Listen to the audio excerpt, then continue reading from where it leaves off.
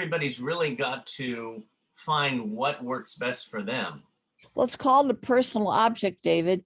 It can be music, it can be a piece of jewelry, it can be a photograph. But there you are in your dressing room and you're looking at the photograph and you're feeling the necklace he gave you and you're listening with your earphones to the music.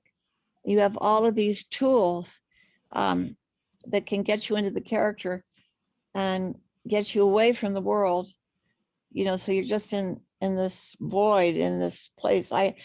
The zone, that's what I call it. You go to the zone. And then there's this thing called as if. Now, I had to kill Jesus Garcia. Have you ever heard of him, Jesus Garcia? He used to be called Nick Corey. He had that. Anyway, he's been in many, many, many, many films with Mel. What's his name? Mel. The Australian actor, Mel. Mel Gibson? Yeah. He did a famous film with him. He was in Along Came. I know, I feel it. It's like right the back way. Oh, he's been in so many films. And I did a film with him that Roger Corman produced called In the Heat of Passion. It was the most successful erotic thriller Corman ever made in his career of over 600 films or whatnot. And it was so erotic, I didn't know how I was going to do it. So I put it in my contract that I would get to cast the man that I was going to be so erotic with. And I picked Jesus because he was like my best friend. Yeah.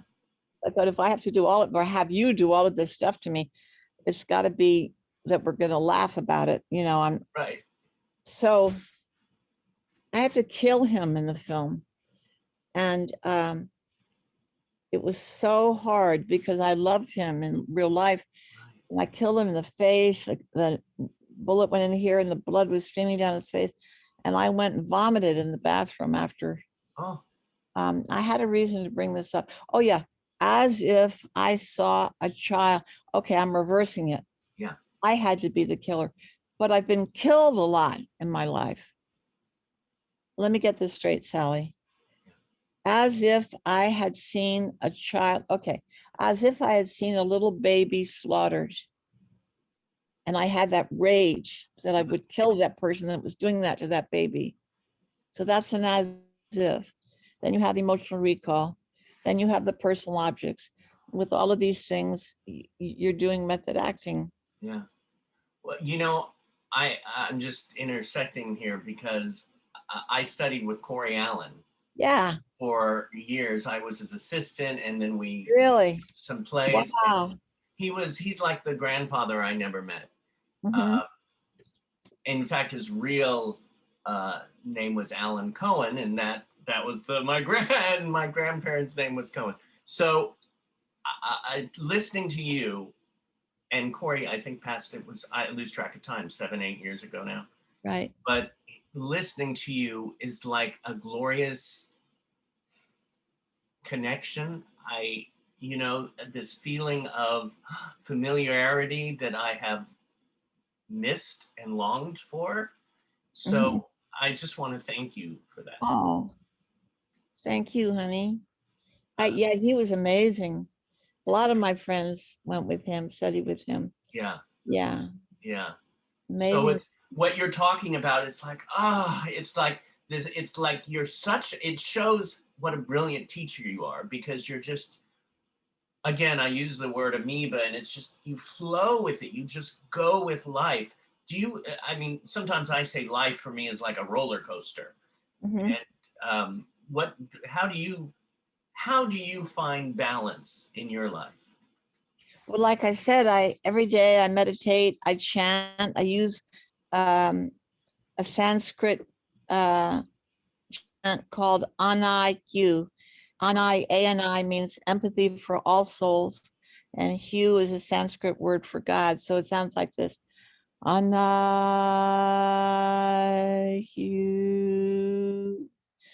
Anai-Hu. And even 3 times with that. And then I call on the light, dear Father, Mother, God.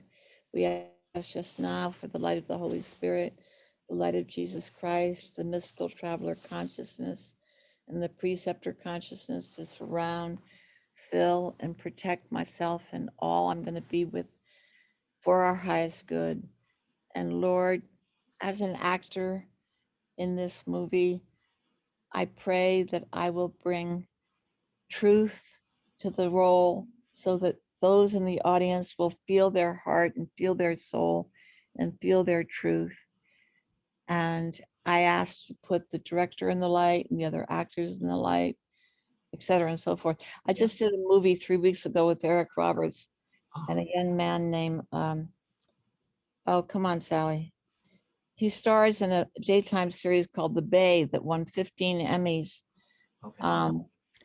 Why can't I think of his name? It'll come. It'll come. Anyway, Yeah.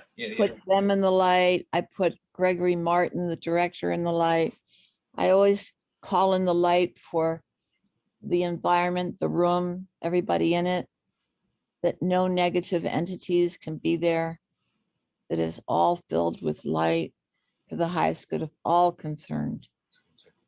Now, here's, I know you mentioned Jesus, you mentioned, now, what about those who are of different religions? How would you bring it, how would they find their own? Would they use substitute or?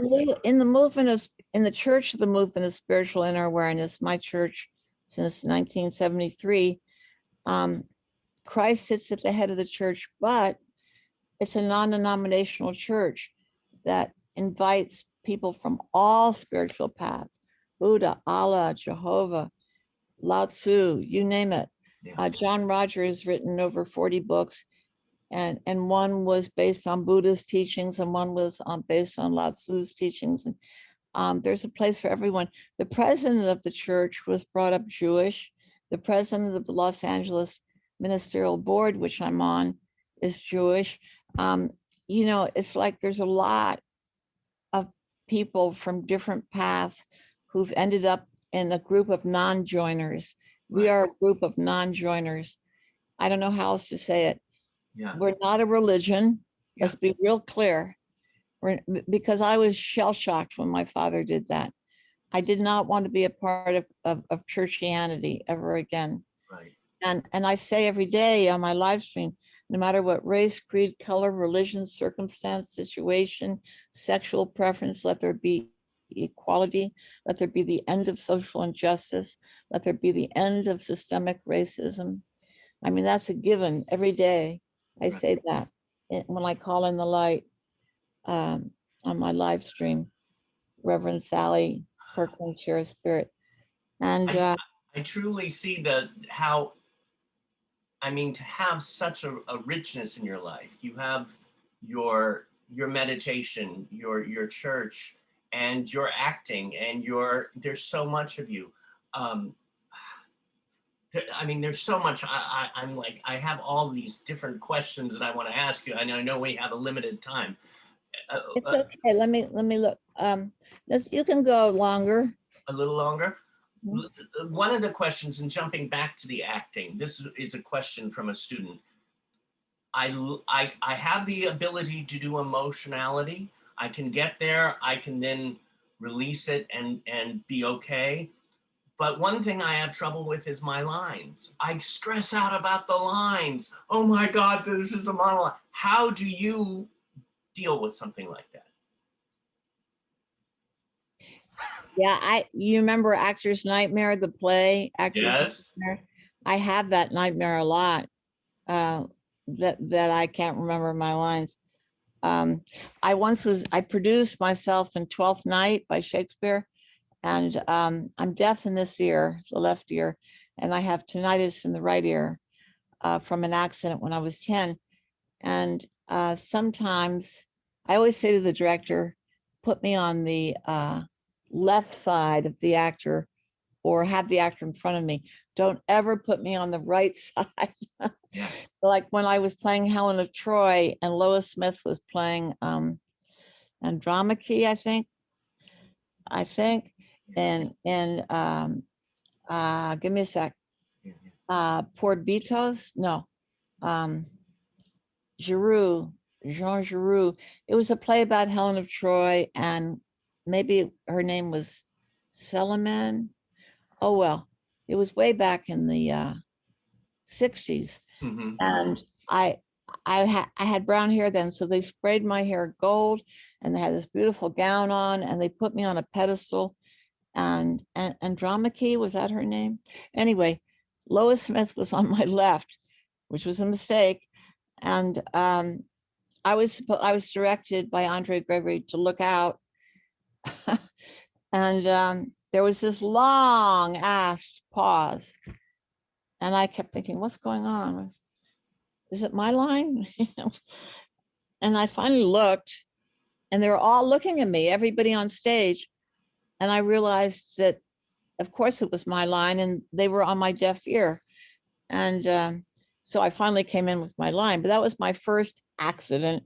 But then in 12th Night, as the producer, I was off stage, and suddenly the stage is bare, and I'm thinking, what's going on? Where are the actors? What's going on? And I thought, well, maybe it's me. Maybe I forgot to go on stage. I was horrified. Lee Strasberg was in the audience. Roger Corman was in the audience. And so what did I do? I decided I would do a private moment. Lee Strasberg, a private moment. So I went on stage and I did To Be or Not to Be in pantomime. And then finally an actor came on stage and saved me, the guy who was supposed to be my boyfriend in 12th Night. And the play went on. Thank God. I was out there for the longest time doing To Be or Not to Be in pantomime. And after the whole play was over, Lee Strasberg and Roger Corman said, oh, that was fabulous, Sally. And particularly that moment when you were alone on stage and you were acting out, but not talking. And I thought, now, isn't that interesting? I was, with all of my heart and soul, I was trying to do something that would be entertaining without doing Shakespeare's words, you know?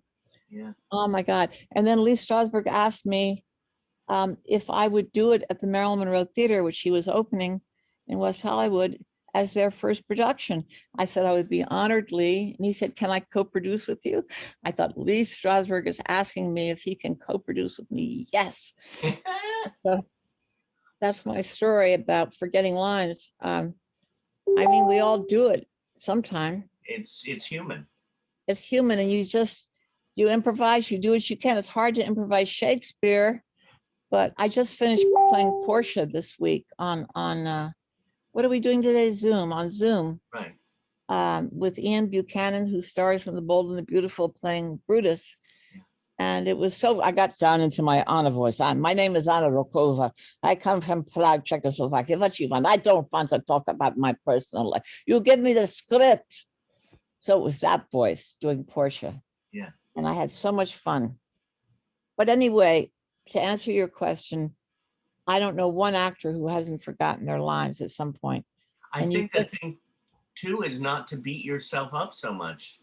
And oh, yes. And I noticed one thing for me, that when I really am in the moment, sometimes the line slips out because you're so there. Yeah. Yeah. Yeah. I relate. Oh God, all the actors. I'll give you two quickies. Yeah. One, I was playing Isadora Duncan in Cambridge, Massachusetts at the Club 47, famous place. And it was called John Dos Passos, USA. And Joan Baez was singing 4 nights a week. And the other 3 nights I was starring in this play. I'd just gotten out of high school. And I was in high heels and a 20s flapper dress. And here I am, Isadora Duncan. And my heel went into a hole in the floor. And suddenly I couldn't get my shoe out and I was stuck. So I just stood there for the whole play. And none of the other actors could figure out what I was doing, but I couldn't move. My shoe was underneath the stage or the heel. And so eventually they figured out something happened to Sally's foot. So they all came to me to do the scenes. Instead of me going off stage and coming back, each one would come to me. And then another funny thing that happened was maybe not so funny. in Summer Stock, David O. Selznick's son, Danny Selznick, was directing me in Anna Christie. And again, this is back when I'm like 18, 19 at the most. And I'm playing Anna, and I had worshiped Greta Garbo. So I was channeling Greta Garbo.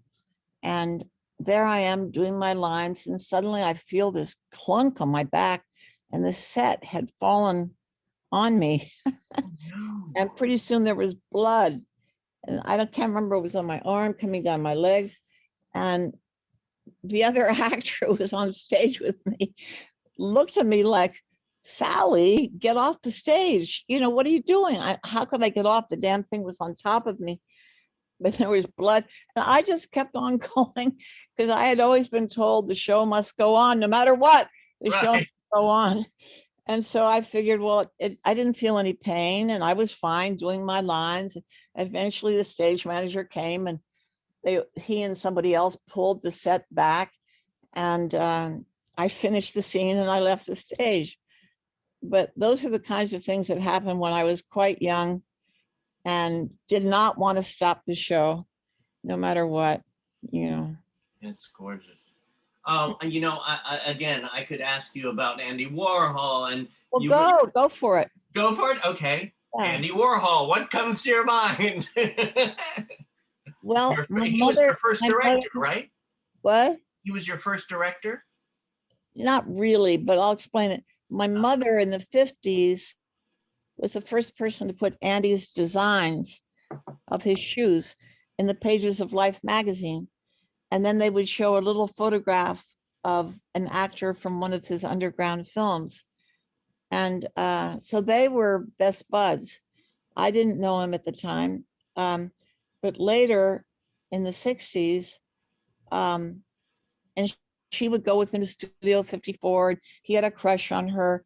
And then she introduced me to him. And I want to say it was 65. I thought it was 64, but recently I read it might have been 65. And so he took me to lunch, and he had a recorder and a camera. And he said, do you mind if I record? And I said, Andy, I don't want to hurt your feelings because you're Andy Warhol. Now, mind you, Andy Warhol in 65 wasn't as big as the world knew Andy Warhol. But still, in the underground world, he was a happening. I, of course, being a Lee Strasberg student, considered myself a very overground actor. So I just was, what's the word? I was not impressed with his actors. They were all, no one was trained. Yeah. And I had trained since I was 18. And so he said, oh, I said, well, it's just that your actors are underground actors and I'm an overground actor. I've studied with Lee Strasberg since I was 18, and I've performed off Broadway, and I don't think I fit in somehow with your people, although I admire you so much and I love your art. I was a painter. I started painting when I was like 12 and went to 3 art schools. And even now, if you go to sallykirkland.com with capitals, you can find my art. I saw, and that's your art above your head there on your wall. Frida Kahlo, yeah. Anyway, Andy was very understanding. And he said, can I take your picture? And I said, no. Oh, I can't believe in retrospect that I did this, but I did it. And he said, oh, I understand.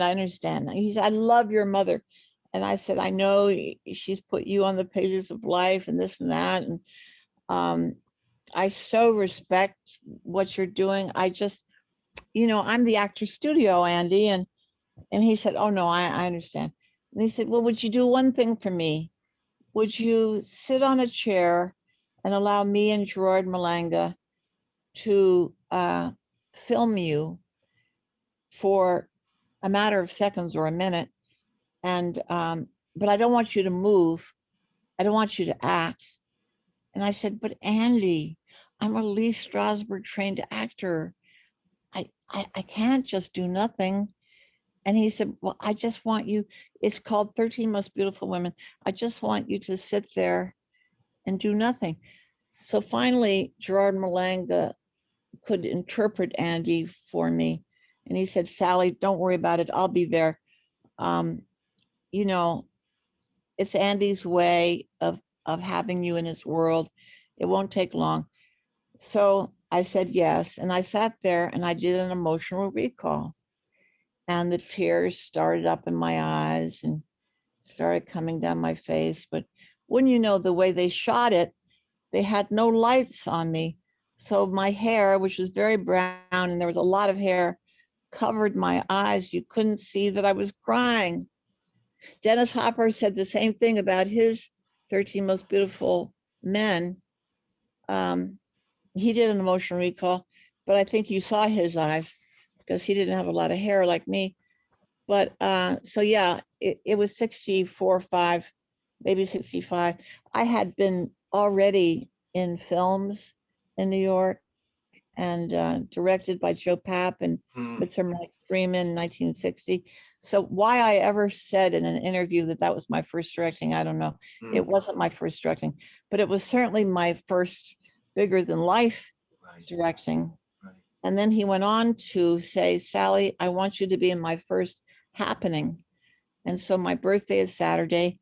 I want you and Gerard Malanga to come out of a 15-foot cake and do the twist. And I said, okay, can I wear my eeny weeny bikini? And he said, yes. And so Mick Jagger had agreed to sing I Can't Get No Satisfaction. Right. And we were all very excited because we wanted to be with Mick. And it gets to be the day, and we're all at a photographer's studio, and they built this huge cake. And Gerard and I would climb up the stairs to get to the top of the cake. And then we would go into the twist. I had been a Peppermint Lounge twister professionally, being paid for it. So I knew all about the twist. My first movie was Hey, Let's Twist. And I put baby oil all over my body and my mother's fake jewelry, Ken Scott jewelry. So when I started twisting, the jewelry went flying through the air. And Mick Jagger never did show up. He said he had a conflict with business. So we played his music. And Andy was there clapping. And we all sang happy birthday. And the next day in the New York Times, Enid Neby, Enidnmy, the first happening by Andy Warhol happened last night. Sally Kirkland and Gerard Malanga came out of a cake and did the twist and whatever. So there you go. Your stories are There's more, but it's already. Well, to end off the interview, I have a question that Corey Allen would ask at the beginning of his workshops every week. And the question is, what do you want the most at this moment in your life? God realization. God realization. I want to go home to God having completed all my karma, so I don't have to reincarnate in human pain. Is that selfish? Not at all. It's good. And selfishness, sometimes we think that being selfish is a bad thing, but it's not. It's a good thing. I've learned that. Yeah. Well, David, you're such a great audience. Well, I'm, like I said, raw, breathtaking. You're gorgeous. Thank you. Thank you. Thank you so much. Thank you so much. And I look forward to seeing you when we get out of quarantine. Yeah. And I'm going to go to a studio, right? And we're going to be sitting there together. I'd love it. You have a place, right, where you do your interviews? We have Performing Arts Studio West in Inglewood. We have over 100 students with and without disabilities, and we're all family there. Well, they would understand me being half deaf, right? I'm deaf here and I only hear half of this here. So I relate. It's funny now with all the masks, I'm really deaf. I'm so used to reading people's lips that now I say, what did you say? Now I'm looking at your mouth. But just as recently as last night, I was so embarrassed. I kept saying over and over again, can you spell that word? Oh my God. I've tried hearing aids 3 or 4 times and I've just not had an easy time of it. Yeah, my mom's the same way. She just she takes her hearing aids out. I don't want to wear them. She doesn't like them. I like your mom. Yeah. And she's 95? 95 on Tuesday. I'll give her my birthday wishes. I will. I will. Glorious. Take Okay. care of you and sending love. Oh, sending love back to you. God bless you. You too. Bye.